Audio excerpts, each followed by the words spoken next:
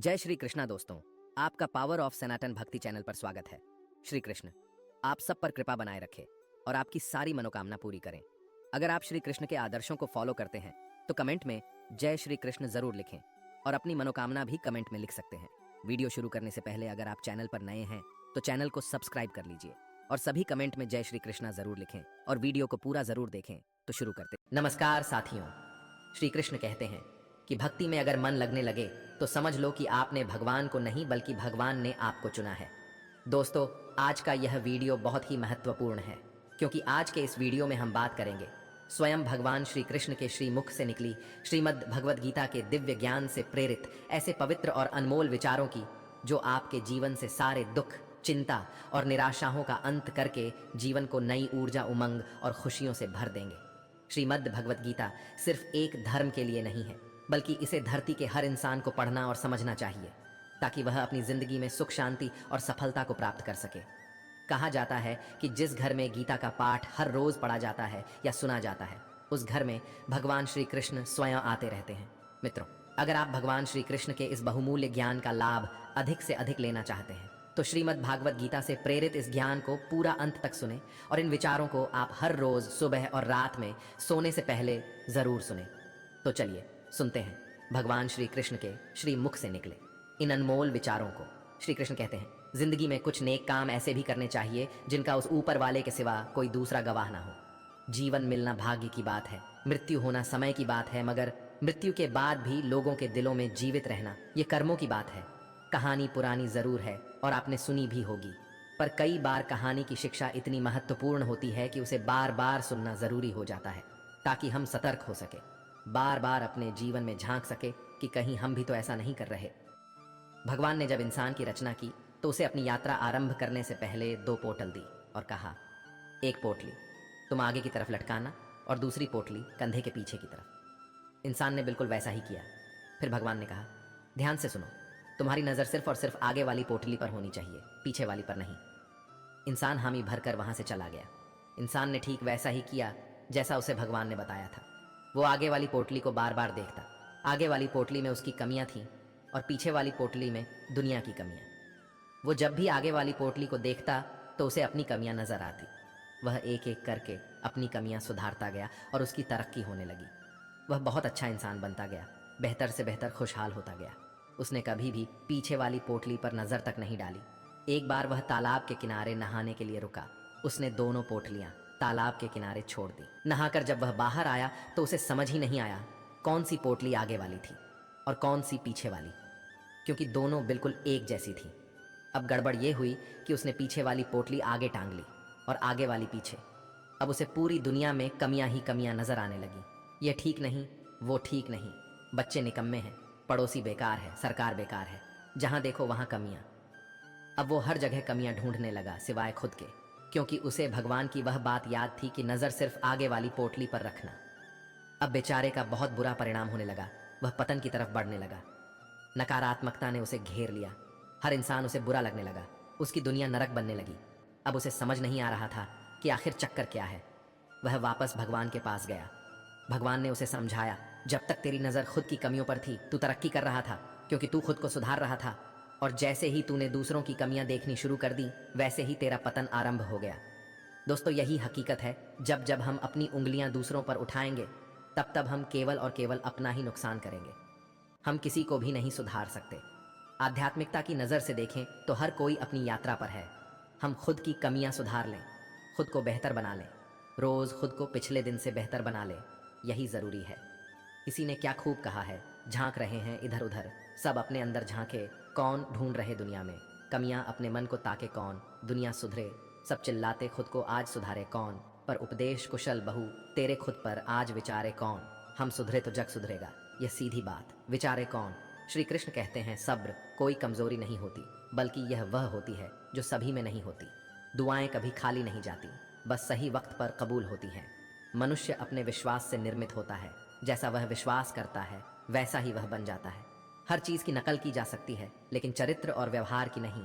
अपनी सोच को काबू में रखिए क्योंकि आपकी सोच ही असलियत का रूप लेगी। अगर नीयत अच्छी हो तो नसीब कभी बुरा नहीं होता। दिमाग में विचारों की भीड़ जितनी कम होगी जिंदगी का सफर उतना ही आसान होगा। मन का झुकना भी बहुत ज़रूरी है। सिर्फ सर झुकाने से भगवान नहीं मिलते। अगर आप उन बातों और परिस्थितियों की वजह से चिंतित हो जाते हैं जो आपके नियंत्रण में नहीं है, तो इसका परिणाम समय की बर्बादी और भविष्य का पछतावा है। आप दुख पर ध्यान देंगे तो हमेशा दुखी रहेंगे। आप सुख पर ध्यान देंगे तो हमेशा सुखी रहेंगे, क्योंकि आप जिस पर ध्यान देते हैं वही चीज सक्रिय हो जाती है। श्रीमद् भागवत गीता में भगवान श्री कृष्ण कहते हैं कि जिस तरह प्रकाश की ज्योति अंधेरे में चमकती है, ठीक उसी प्रकार सत्य भी चमकता है। इसलिए मनुष्य को हमेशा सत्य की राह पर चलना चाहिए। मृत्यु एक अटल सत्य है जिसे कभी बदला नहीं जा सकता है। इस संसार का जब से निर्माण हुआ है तब से जन्म मृत्यु का चक्र चलता आ रहा है। कोई मनुष्य चाहे लाख चीजें जान ले, चाहे वह पूरे जगत को जान ले, लेकिन अगर वह स्वयं को नहीं जानता तो वह अज्ञानी है। कान्हा कहते हैं, अगर कोई आपको ठुकरा दे तो बुरा मत मानना, क्योंकि वे वास्तव में आपकी कीमत नहीं जानते। बुरा वक्त गुजर जाता है, बस उस ऊपर वाले को हमारा सब्र आजमाना होता है। चेहरे पर हमेशा मुस्कान का यह मतलब नहीं कि जीवन में संघर्ष नहीं, बस ऊपर वाले पर भरोसा ज्यादा है। जिंदगी में अगर कुछ बड़ा करना है तब दो चीजें हमेशा याद रखना कि जो खोया है उसका गम नहीं, जो पाया है वह भी किसी से कम नहीं। तबीयत से व्यक्ति जितना कमजोर नहीं होता, उससे ज्यादा वह नकारात्मक विचारों से थकता है। जिंदगी में हम कितने सही और कितने गलत हैं, यह सिर्फ दो ही शख्स जानते हैं, परमात्मा और अंतरात्मा। नकारात्मक विचारों को अपने मन में प्रवेश करने की अनुमति ना दो, क्योंकि यही वह एक चीज होती है जो हमारा आत्मविश्वास कम कर देती है। कामयाबी कुछ नहीं, बस एक नाकामयाब व्यक्ति के संघर्ष की कहानी होती है। आपके खिलाफ होने वाली बातों को खामोशी से सुन लीजिए। यकीन मानिए, वक्त उन्हें बेहतर जवाब देगा। जिसने अपने को वश में कर लिया है, उसकी जीत को देवता भी हार में नहीं बदल सकते। अगर लोग आपकी अच्छाई को आपकी कमजोरी समझते हैं तो ये उनकी समस्या है। आप आईना हो, आईना बने रहो। उन फिक्र वो करें जिनकी सूरत खराब है। श्रीमद् भगवद गीता में भगवान श्री कृष्ण कहते हैं कि हे अर्जुन, तुम्हारा क्या गया जो तुम रोते हो? तुम क्या लाए थे जो तुमने खो दिया? तुमने क्या पैदा किया था जो नष्ट हो गया? तुमने जो लिया यहीं से लिया, जो दिया यहीं पर दिया। जो आज तुम्हारा है कल किसी और का होगा, क्योंकि परिवर्तन ही संसार का नियम है और समय के साथ संसार में हर चीज परिवर्तन के नियम का पालन करती है। भगवान श्री कृष्ण कहते हैं, कर्म योग ही वह योग है जिसके माध्यम से हम अपने जीवात्मा से जुड़ पाते हैं। कर्म योग हमारे आत्मज्ञान को जागृत करता है। इसके बाद हम न केवल अपने वर्तमान जीवन के उद्देश्यों को, बल्कि जीवन के बाद की अपनी गति का पूर्व अभ्यास प्राप्त कर सकते हैं। इस योग में कर्म के द्वारा ईश्वर की प्राप्ति की जाती है। श्रीमद् भगवद गीता में कर्म योग को सर्वश्रेष्ठ माना गया है। गृहस्थ और कर्मठ व्यक्ति के लिए यह योग अधिक उपयुक्त है। कर्म योग सिखाता है कि कर्म के लिए कर्म करो, आसक्ति रहित होकर कर्म करो। कर्म योगी इसीलिए कर्म करता है कि कर्म करना उसे अच्छा लगता है। कर्म योगी कर्म का त्याग नहीं करता, वह केवल कर्म फल का त्याग करता है और दुखों से मुक्त हो जाता है। उसकी स्थिति इस संसार में एक दाता के समान है और वह कुछ भी पाने की कभी चिंता नहीं करता। वह जानता है कि वह दे रहा और बदले में कुछ मांगता नहीं, और इसीलिए वह दुख के चंगुल में नहीं पड़ता। संसार का कोई कार्य ब्रह्म से अलग नहीं है, इसलिए कार्य की प्रकृति कोई भी हो, निष्काम कर्म सदा ईश्वर को ही समर्पित हो जाता है। हे अर्जुन, पुनर्जन्म का कारण वासनाओं या अतिरिक्त कामनाओं का संचय है।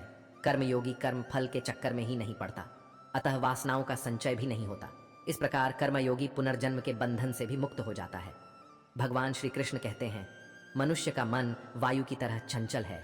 यह मन ही है जो मनुष्य को काम वासनाओं की तरफ भटका रहता है। अगर जीवन को सफल बनाना है तो मन पर काबू करना बहुत जरूरी है। मन को वश में करने से दिमाग की शक्ति केंद्रित होती है, जिससे कार्यों में सफलता मिलने लगती है। गीता के अनुसार जिस व्यक्ति ने अपने मन पर काबू पा लिया, वह मन में पैदा होने वाली बेकार की चिंताओं और इच्छाओं से भी दूर रहता है। साथ ही वह व्यक्ति अपने लक्ष्य को भी आसानी से प्राप्त कर लेता है। अगर मन को वश में नहीं करोगे तो वह तुम्हारा सबसे बड़ा शत्रु बन जाएगा। भगवान कहते हैं, जो मनुष्य सुख और दुख में शांत रहता है, जिसके राग भय और क्रोध नष्ट हो गए हैं, जो मनुष्य शुभ और अशुभ वस्तु को पाकर ना प्रसन्न होता है और ना द्वेष करता है, जिन्होंने अपनी इंद्रियों को वश में कर लिया, वह स्थिर बुद्धि वाला मनुष्य मुनि के समान है। ऐसा मनुष्य स्थिर चित्त और इंद्रियों को वश में करके ज्ञान द्वारा परमात्मा को प्राप्त करके हमेशा संतुष्ट रहता है। क्रोध मनुष्य को नरक की ओर ले जाने वाला द्वार है। क्रोध करने से व्यक्ति का मन अशांत हो जाता है और उसकी स्मरण शक्ति भ्रमित हो जाती है। स्मृति में विभ्रम होने से उसकी बुद्धि नष्ट हो जाती है और फिर व्यक्ति का पतन हो जाता है। भगवान श्री कृष्ण कहते हैं, मनुष्य को क्रोध करने से बचना चाहिए। कितना भी गुस्सा आए, स्वयं को शांत रखने का प्रयास करें।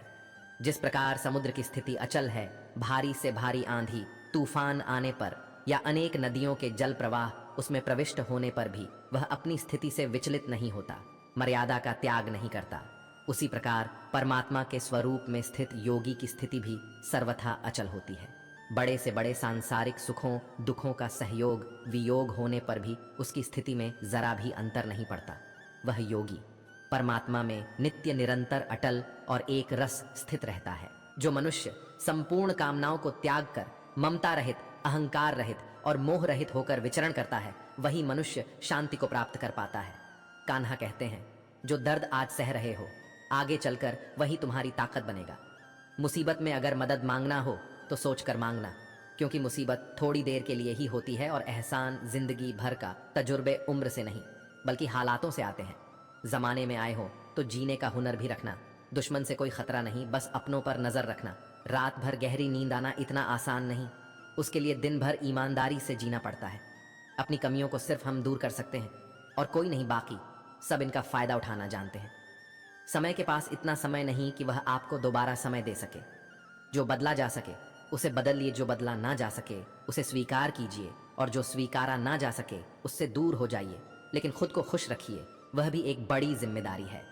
गुस्सा जब हम अपने रिश्ते के लिए वक्त नहीं निकाल पाते, तब वक्त हमारे बीच से रिश्ता निकाल देता है। जो आपकी बुराई करते हैं उन्हें करने दो, क्योंकि बुराई वही करते हैं जो बराबरी नहीं कर सकते। अगर खुश रहना चाहते हैं तो लोगों की बातों पर कम और अपने विचारों पर ज्यादा ध्यान दें। भगवान पर विश्वास बिल्कुल उस बच्चे की तरह करो जिसको हवा में उछालो तो वह हंसता है, डरता नहीं, क्योंकि वह जानता है कि आप उसे गिरने नहीं दोगे। श्रीमद् भगवद गीता में भगवान श्री कृष्ण कहते हैं कि हे अर्जुन, मेरा इन तीनों लोकों में ना तो कुछ कर्तव्य है और ना ही मुझे कोई वस्तु प्राप्त करना है, फिर भी मैं कर्म करते हुए अपने कर्तव्य का निर्वाह करता हूँ। हे पार्थ, यदि मैं कर्मों को करने में सावधानी ना बरतूं तो बड़ा अनर्थ हो जाएगा, क्योंकि मनुष्य सब प्रकार से मेरे ही मार्ग का अनुसरण करते हैं। यज्ञ से बचे हुए अन्न को खाने वाले श्रेष्ठ पुरुष सब पापों से मुक्त हो जाते हैं, और जो पापी लोग अपना शरीर पोषण करने के लिए ही अन्न पकाते हैं वे तो पाप को ही खाते हैं। अर्थात जो लोग ईश्वर को याद किए बिना जिंदा रहने में ही लगे रहते हैं, उन्हें चोर समझना चाहिए। केवल ज्ञान ही एक ऐसा अक्षय तत्व है जो कहीं भी किसी भी अवस्था में और किसी भी हाल में मनुष्य का साथ नहीं छोड़ता। धरती पर जिस प्रकार मौसम में बदलाव आता है, उसी प्रकार जीवन में भी सुख दुख आता जाता रहता है। युद्ध हो या जीवन सफलता केवल 3 शस्त्रों से प्राप्त होती है, धर्म, धैर्य और साहस। कान्हा कहते हैं, सेवा सबकी कीजिए, मगर आशा किसी से मत रखिए, क्योंकि सेवा का सही मूल्य भगवान ही दे सकता है, इंसान नहीं। नियत साफ हो तो 1 लोटा जल भी कबूल है, वरना दिखावे के तो चटपट सा भोग भी फिजूल है। कहाँ मिलता है कोई ऊपर वाले के सिवा समझने वाला, जो भी मिलता है बस समझाकर चला जाता है। भगवान के फैसले पर कभी शक मत करना। अगर सजा मिल रही है तो कोई गलती भी अवश्य ही होगी। अगर आप सही हो तो कुछ सही साबित करने की कोशिश ना करो, बस सही बने रहो, गवाही खुद वक्त देगा। वहां बैठकर रोना बहुत सुकून देता है, जहां कृष्ण के सिवाय कोई और सुनने वाला ना हो। जितना इंतजार वह आपसे करवा रहा है, समय आने पर वह इतना देगा कि संभाल भी नहीं पाओगे। मित्रता आवश्यक है, संबंध भी आवश्यक है, परंतु जीवन की कठिन परिस्थिति यह दर्शाती है कि अकेले रहने की कला का आना भी आवश्यक है। जिंदगी में इतना सफर करने के बाद एक बात तो सीख ली है मैंने, कि उस गली में कभी अपना कदम भी मत रखना जहां के लोग आपकी कदर नहीं करते। कदर करो उस इंसान की जो तुम्हारे सबसे ज्यादा नजदीक है। जो नजदीक भी नहीं आना चाहते उनका तो ख्याल करना भी छोड़ दो, उसे लौटना होगा तो लौट आएगा। कदर तो उसकी करो जिसे तुमसे दूर जाने में भय लगता है। यह कस्में वादे सब झूठ होते हैं, क्योंकि सबसे ज्यादा कसम वही खाते हैं जो सबसे ज्यादा झूठ बोलते हैं। दीपक का जीवन इसीलिए वंदनीय नहीं है कि वह जलता है, बल्कि इसीलिए वंदनीय है कि वह दूसरों के लिए जलता है, दूसरों से नहीं जलता। कान्हा कहते हैं, जीवन में कभी मौका मिले तो किसी के लिए सारथी ही बनना, स्वार्थी नहीं। किससे कब और कितना बोलना है, अगर तुमने यह समझ लिया तो तुम अपनी जिंदगी के सार्थक बन चुके हो। कामयाबी और नाकामयाबी दोनों जिंदगी के हिस्से हैं और दोनों ही स्थायी नहीं है।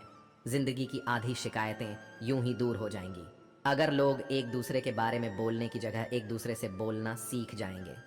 विश्वास किसी पर इतना करो कि वह तुम्हारे साथ छल करते समय खुद को दोषी समझे और प्रेम किसी से इतना करो कि उसके मन में सदैव तुम्हें खोने का डर बना रहे। 4 वेदों का अर्थ नहीं भी जानो तो कोई बात नहीं, लेकिन समझदारी, जवाबदारी, वफादारी और ईमानदारी, इन 4 शब्दों का मर्म जान लो तो भी जीवन सार्थक हो जाएगा। हे अर्जुन, जिस काल में तेरी बुद्धि मोह रूपी दलदल को भली भांति पार कर जाएगी, उस समय तू सुने हुए और सुनने में आने वाले इस लोक और परलोक संबंधी सभी भोगों से वैराग्य को प्राप्त हो जाएगा। हे पाठ, धर्म से भरा हृदय धर्म का परामर्श देता है और अधर्म से भरा हृदय अधर्म का परामर्श देता है। कान्हा कहते हैं, दुष्ट लोगों की भलाई कभी नहीं करनी चाहिए, क्योंकि बिच्छू को आप कितना भी प्यार कर लो फिर भी वह डंक ही मारेगा। लोग तुम्हारी कदर तभी करेंगे जब तुम भी उन्हें उन्हीं की तरह नज़रअंदाज करना सीख जाओगे। जिन्हें उधार लेने और दूसरों से एहसान लेने की आदत होती है, वह हमेशा तनाव में घिरे रहते हैं। उस इंसान की कद्र कम की जाती है। जमाने में जो दूसरे इंसान की कद्र नहीं करता, किसी को इतना भी सर पर मत बैठा लेना कि सर दर्द बन जाए, और किसी की इतनी भी खुशामद मत करना कि वह आपके लिए बेकदर हो जाए। आईने में जो दिखता है उसके अलावा किसी और पर आंख मूंद कर भरोसा मत करना। दूर रहना उन लोगों से जो आपकी कदर तब तक करते हैं जब तक आप काम हो। जल्दबाजी में कोई भी फैसला ना लें, क्योंकि जल्दबाजी में लिया गया फैसला अक्सर गलत हो जाता है। अपने पंखों पर भरोसा रख, हवाओं के भरोसे तो पतंगे उड़ा करती हैं। यहाँ गरीब जमीन पर पड़ी रोटी भी हंसी खुशी खा लेता है, वहाँ अमीर हाथ से मिली रोटी की भी कदर नहीं करता। जो मिला नहीं उसे पाने की ख्वाहिश जरूर करना, पर जो मिला है उसकी बेकद्र कभी मत करना। प्यार का असर उस रिश्ते में खत्म हो जाता है जहाँ एक दूसरे की कद्र करना कम हो जाता है। जिन्हें जो कहना है कहने दो, उनको हम नहीं, वक्त जवाब देगा। क्यों भरोसा करता है तू गैरों पर, जबकि चलना है अपने ही पैरों पर। जिन्हें नींद से प्यार है वह सुहाने सपने देखते रहते हैं, पर जिन्हें अपने सपनों की कदर है उन्हें नींद तक नहीं आती। जहाँ रहने के लिए घर मिल जाए पर घर के लोगों से कदर ना मिले, ऐसे घर पर रहने से अच्छा सड़क पर रहना है। श्रीमद् भागवत गीता में भगवान श्री कृष्ण कहते हैं कि हे अर्जुन, जो न कभी हर्षित होता है, न किसी से द्वेष करता है, न शोक करता है, न कामना करता है, जो शुभ और अशुभ संपूर्ण कर्मों का त्यागी है, वह ज्ञानी मनुष्य मुझको अति प्रिय है। मुझे पाने के 3 तरीके हैं, ध्यान योग, ज्ञान योग और कर्म योग, और इन सब में कर्म योग सबसे प्रधान है। जिस प्रकार मनुष्य अपने पुराने वस्त्रों को त्याग कर नए वस्त्र धारण करता है, ठीक उसी प्रकार आत्मा पुराने व्यर्थ शरीर को त्याग कर नए शरीर को धारण करता है। यही प्रकृति का नियम है। इस सत्य को स्वीकार करके भय मुक्त होकर आज में जीना चाहिए। जो मनुष्य मुझे जान लेता है उसके लिए इस संसार में और कुछ भी जानना शेष नहीं रहता। ऐसा मनुष्य जन्म मरण के बंधनों से मुक्त हो जाता है। जो मनुष्य भगवत गीता को पढ़कर उस पर अमल करता है, उसके सारे दुष्कर्म का प्रभाव समाप्त हो जाता है। जो भाग्य में है वह भाग कर आएगा, और जो भाग्य में नहीं है वह आकर भी भाग जाएगा। जैसे हवा के झोंके नाव को भटका देते हैं, वैसे ही मनुष्य की इच्छाएं बुद्धि को भटका देती हैं। खुशी के लिए काम करोगे तो खुशी नहीं मिलेंगे, लेकिन खुश होकर काम करोगे तो खुशी जरूर मिलेंगे। यह चिंता छोड़िए कि लोग आपके बारे में क्या सोच रहे हैं। वे तो स्वयं इस चिंता में डूबे हैं कि आप उनके बारे में क्या सोच रहे हैं। बिना झुके खाली होना लगभग नामुमकिन है। अगर अंदर से अहंकार खाली करना है तो झुकना ही एकमात्र उपाय है। जहां तक दिखाई दे रहा हो वहां तक जाइए। जब आप वहां पहुंचेंगे तो आप और आगे देख पाएंगे। आंसुओं में वह खामोश दुआ है जो सिर्फ परमात्मा ही सुन सकता है। हम जो हैं उसके जिम्मेदार हम खुद हैं, और जो हम बनना चाहते हैं वह बनने की शक्ति हम अपने अंदर रखते हैं। जब कोई अपना अगला कदम पहचानने लगता है तब बड़ा परिवर्तन का आरंभ हो जाता है। अगर आसमान वाले से आपके रिश्ते मजबूत हो तो जमीन वाले आपका कुछ नहीं। बिगाड़ मन अशांत है और उसे नियंत्रित करना कठिन है, लेकिन शांत रहकर इसे वश में किया जा सकता है। भरोसा रखें, हम जब कहीं किसी का अच्छा कर रहे होते हैं तब हमारे लिए भी कुछ अच्छा हो रहा होता है। यूं ही नहीं होती हाथ की लकीरों के आगे उंगलियां। परमात्मा ने भी किस्मत से पहले मेहनत लिखी है। अच्छे व्यवहार का कोई आर्थिक मूल्य भले ही ना हो, लेकिन अच्छा व्यवहार करोड़ों दिलों को खरीदने की शक्ति रखता है। संयम हमारे चरित्र की कीमत बढ़ाता है, परंतु सच्चे मित्र और परिवार हमारे जीवन की कीमत बढ़ाते हैं। श्रीमद् भागवत गीता में भगवान श्री कृष्ण कहते हैं कि हे अर्जुन, वह जो वास्तविकता में मेरे उत्कृष्ट जन्म और गतिविधियों को समझता है, वह शरीर त्यागने के बाद पुनः जन्म नहीं लेता और मेरे परम धाम को प्राप्त होता है। वह व्यक्ति जो सभी इच्छाएं त्याग देता है और मैं और मेरा की लालसा और भावनाओं से मुक्त हो जाता है, उसे अपार शांति की प्राप्ति होती है। जिस मनुष्य के अंदर ज्ञान की कमी होती है और ईश्वर में श्रद्धा नहीं होती, वह मनुष्य जीवन में कभी भी आनंद और सफलता को प्राप्त नहीं कर पाता। ईश्वर ने हमें जो कुछ भी दिया है वही हमारे लिए पर्याप्त है, और यही एक अटल सत्य भी है। संयम, सदाचार, स्नेह एवं सेवा, ये गुण सत्संग के बिना नहीं आते। कोई एक महापुरुष आत्मा को आश्चर्य की भांति देखता है, वैसा ही दूसरा कोई महापुरुष ही इसके तत्व का आश्चर्य की भांति वर्णन करता है, तथा दूसरा कोई अधिकारी पुरुष ही इसे आश्चर्य की भांति सुनता है, और कोई तो सुनकर भी इसको नहीं जानता। श्री भगवान कहते हैं, दुख सुख को समान समझने वाले जिस धीर पुरुष को यह इंद्रिय और विषयों के सहयोग व्याकुल नहीं करते, वह मोक्ष के योग्य होता है। हमें किसी से भी अंधा प्यार नहीं करना चाहिए। हमारा किसी के प्रति अंधा प्यार हमें कभी भी आगे बढ़ने नहीं देता। खुद को इतना कमजोर मत होने दो कि तुम्हें किसी के एहसान की जरूरत पड़ जाए। जीत निश्चित हो तो अर्जुन हर कोई बन सकता है, किंतु जब मृत्यु निश्चित हो तो अभिमन्यु बनने के लिए साहस चाहिए। लोगों को इंप्रेस करने की कोशिश मत कीजिए, आप खुद को इंप्रूव कीजिए। लोग अपने आप इंप्रेस हो जाएंगे। अगर जिंदगी का हर दांव जीतना चाहते हो तो बल से ज्यादा बुद्धि का उपयोग करना सीखो, क्योंकि बल लड़ना सिखाता है और बुद्धि जीतना सिखाती है। कभी पीठ पीछे आपकी बात चले तो घबराना मत, क्योंकि बात उन्हीं की होती है जिनमें कोई खास बात होती है। अहंकार के अंधे इंसान को ना तो अपनी गलतियां दिखाई देती हैं और ना ही दूसरे इंसानों में कुछ अच्छाई दिखाई देती है। जो लोग दूसरों को हर समय नीचा दिखाते रहते हैं, उनको यह एहसास नहीं है कि वह ऐसा करके खुद कितना नीचे गिरा रहे हैं। मान मन की कल्पना है और अनुभव जिंदगी का सबक है। सच्ची खुशी तभी होती है जब आपकी सोच, कथन और कर्म में समानता हो। जीवन में कभी निराश नहीं होना चाहिए, क्योंकि कमजोर आपका वक्त हो सकता है। आप नहीं, जैसे तेल समाप्त हो जाने पर दीपक बुझ जाता है, उसी प्रकार कर्म के क्षीण हो जाने पर भाग्य भी नष्ट हो जाता है। अगर आप राजा की तरह जीना चाहते हैं तो पहले आपको गुलामों की तरह मेहनत करनी होगी। एक बात का ध्यान अवश्य रखें, आपका सपना जितना बड़ा होगा, संघर्ष भी उतना ही कठिन होगा।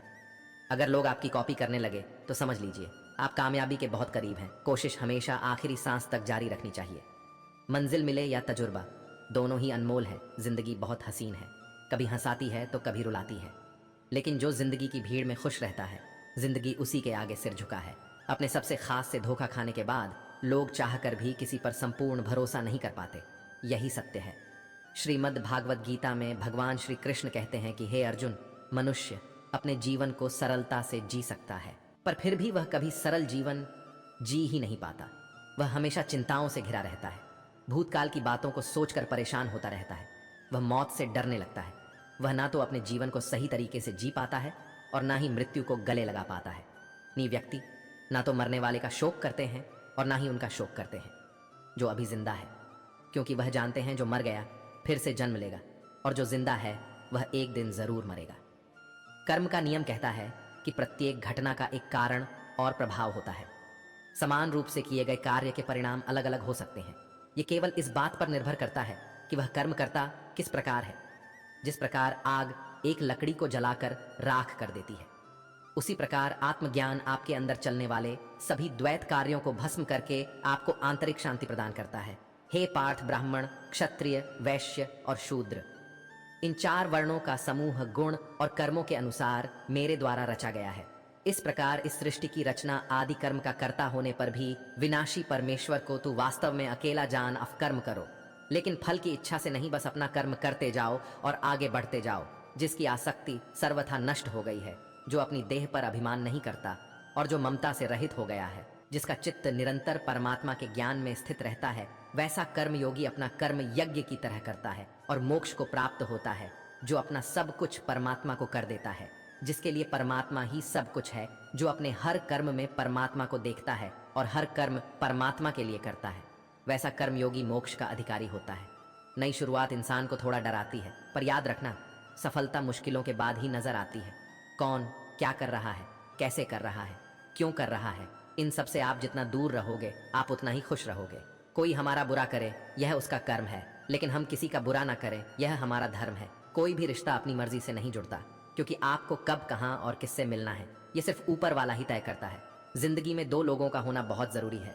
एक कृष्ण जो न लड़े फिर भी जीत पक्की कर दे, दूसरा कर्ण जो हार सामने हो फिर भी साथ ना छोड़े। कान्हा कहते हैं, तू करता वही है जो तू चाहता है, मगर होता वही है जो मैं चाहता हूँ। तू वही कर जो मैं चाहता हूँ, फिर होगा वही जो तू चाहता है। इंसान गलत कार्य करते समय दाएं बाएं आगे पीछे चारों तरफ देखता है, बस ऊपर देखना भूल जाता है। जो मनुष्य ऊपर देख पाता है वह कभी गलत काम करने की हिम्मत नहीं करता। मित्र भगवान श्री कृष्ण कहते हैं कि जो भी मेरे भक्त श्रद्धा से मुझे भजते, मेरा नाम जपते हैं, मेरी पूजा करते हैं तथा मुझसे प्रेम करते हैं, वह मेरे हैं, और मैं उनके सभी कष्टों का रण करके उन्हें वह सभी सुख प्रदान करता हूँ जिनकी वह कामना करते हैं। मित्र, एक समय की बात है। भोला नाम का एक आदमी शहर की एक छोटी सी गली में रहता था। वह मेडिकल की दुकान चलाता था। सारी दवाइयों की उसे अच्छी जानकारी थी। पूरी दुकान खुद संभालता था, इसलिए कौन सी दवा कहाँ रखी है उसे अच्छी तरह पता था। वह पूरी ईमानदारी से अपना काम करता था। ग्राहकों को सही दवा सही दाम पर देता था। सब कुछ अच्छा होने के बाद भी भोला नास्तिक था। भगवान में उसका जरा भी विश्वास नहीं था। वह पूरा दिन दुकान पर काम करता और शाम को परिवार तथा दोस्तों के साथ समय गुजरता था। उसे ताश खेलने का बहुत शौक था। जब भी समय मिलता दोस्तों के साथ ताश खेलने बैठ जाता था। एक दिन वह दुकान पर था, तभी कुछ दोस्त आए और तभी भारी बारिश भी शुरू हो गई। रात हो गई थी, लेकिन सभी बारिश थमने का इंतजार कर रहे थे। बिजली भी चली गई थी। बैठे बैठे क्या करें, सोचा मोमबत्ती की रोशनी में ताश ही खेल लेते हैं। सारे दोस्त दुकान में ताश खेलने बैठ गए। सभी ताश खेलने में मग्न थे। तभी एक बच्चा भागता हुआ आया। वह पूरी तरह भीग चुका था। उसने जेब से दवा की एक पर्ची निकाली और भोले से दवा मांगी। भोला खेल में मग्न था। उसने पहली बार में तो ध्यान ही नहीं दिया। तभी बच्चे ने जोर से आवाज देते हुए कहा, मेरी माँ बहुत बीमार है, सारी दवा की दुकानें बंद हो गई हैं। आप दवा देंगे तो मेरी माँ ठीक हो जाएंगी। भोला आधे अधूरे मन से उठा, पर्ची देखी और अंदाज से दवा की एक शीशी उठाकर उसे दे दी। पैसे काटकर बच्चे को लौटा दिए। बच्चा भागते हुए चला गया। तभी बारिश रुकी और भोले के दोस्त चले गए और भोला भी दुकान बंद करने लगा। तभी उसे ध्यान आया कि रोशनी कम होने के कारण उसने गलती से बच्चे को चूहे मारने वाली दवा की शीशी देती है। भोला के हाथ पांव फूल गए। उसका दिल जोर जोर से धड़कने लगा। उसकी 10 साल की नेकी पर मानो जैसे ग्रहण लग गया। उस बच्चे के बारे में सोचकर वह घबराने लगा। सोचा यदि वह दवाई उसने अपनी बीमार माँ को दे दी तो वह अवश्य मर जाएगी। बच्चा भी बहुत छोटा होने के कारण उस दवाई को तो पढ़ना भी नहीं जानता होगा। एक पल वह अपनी इस भूल को कोसने लगा और ताश खेलने की अपनी आदत को छोड़ने का निश्चय कर लिया। पर यह बात तो बाद में देखी जाएगी। अब क्या किया जाए, उस बच्चे का पता ठिकाना भी तो वो नहीं जानता। कैसे उसकी बीमार माँ को बचाया जाए। सच में कितना विश्वास था उस बच्चे की आंखों में। भोला को कुछ सूझ नहीं रहा था। घर जाने की उसकी इच्छा मर गई।